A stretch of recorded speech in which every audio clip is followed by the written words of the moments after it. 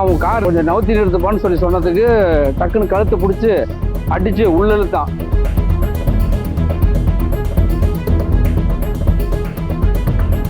இவர் பிடிச்சி உள்ள இழுக்கும் பொழுது நானும் அவனை அடித்தேன்.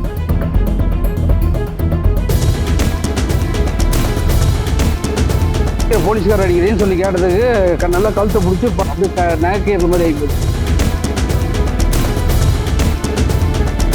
போலீஸ்கார் வந்து காரு வழியில வந்து டிராபிக் அடிக்குதுன்னு சொல்லி எழுப்பிவிட்டாரு A2B பக்கத்துல. அதனால வந்து அவன் கார் திறந்துட்டு வெளியே எடுப்போம் கொஞ்சம் நவுத்தி நிறுத்துப்பான்னு சொல்லி சொன்னதுக்கு டக்குன்னு கழுத்தை பிடிச்சி அடிச்சு உள்ள இழுத்தான்.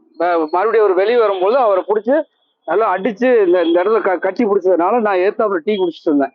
பார்த்துட்டு வந்து பார்க்கும்பொழுது இவர் பிடிச்சி உள்ள இழுக்கும் பொழுது நானும் அவனை அடிச்சு உள்ள தள்ளி போட்டு கார் லாக் பண்ணேன். டிராபிக் அதிகமாகி போச்சு, அதனாலதான் அந்த மாதிரி பண்ணணும். இப்ப அவருக்கு ஃபுல் போதை 3 பேர் இருந்தாங்க. அதுல வந்து ஒருத்தன் வந்து காரை விட்டு இறங்கி ஓடி போயிட்டான். வண்டியில என்ன பண்ணுது? வண்டியில நடு ரோட்ல இருந்துட்டா? வண்டி நடு ரோடு தான், டிராபிக் ஃபுல் ஆகிட்டு இருந்ததுனால வந்து எழுப்புறதுக்கு வந்தாரு. அதனால அந்த பிரச்சனை. நான் ஏத்தாப்புல டீ குடிக்க வந்தவன் பார்த்துட்டு வந்து அவரை பிடிச்சி என்னடா அடிக்கிற போலீஸ்கார் அடிக்கிறேன்னு சொல்லி கேட்டதுக்கு நல்லா கழுத்தை பிடிச்சி அவரு போலீஸ்கார் இந்த இடத்துல எல்லாமே அப்படியே நகைக்கிற மாதிரி ஆகி போச்சு. அதுக்கப்புறம் தான் நானும் அடிச்சு உள்ள தள்ளி கார் லாக் பண்ணி விட்டுருந்தேன்.